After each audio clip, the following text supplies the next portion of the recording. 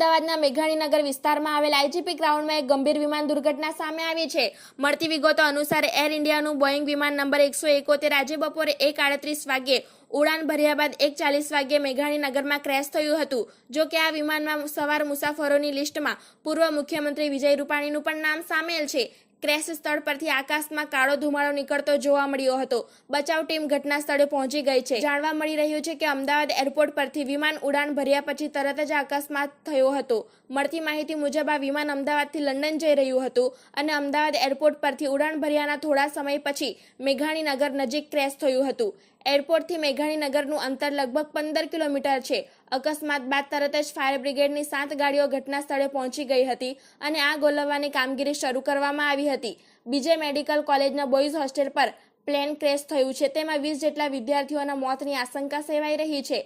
Air India plane crash થયું તેમાં crew member સહિત 242 લોકો સવાર હતા, જેમાંથી 169 ભારતીય, બ્રિટનના 53 અને પોર્ટુગલના 7 તથા એક કેનેડિયન પેસેન્જર હતા।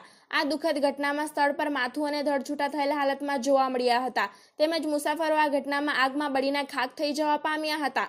તેમજ આ ઘટનામાં 150 કરતાં પણ વધુ મુસાફરોના મોત થયા હોવાનું જાણવા મળી રહ્યું છે। ઉલ્લેખનીય છે કે આ વિમાન દુર્ઘટનામાં પૂર્વ મુખ્યમંત્રી વિજય રૂપાણીનું નિધન થયા હોવાના સમાચાર વહેતા થયા છે। ત્યારે પ્લેન ક્રેશની ઘટનાની જાણ થતાં જ વડાપ્રધાન નરેન્દ્ર મોદી અને કેન્દ્રીય ગૃહમંત્રી અમિત શાહ અમદાવાદ આવવા માટે રવાના થયા છે। બ્યુરો રિપોર્ટ, તાપી સ્વરાજ ન્યૂઝ, તાપી।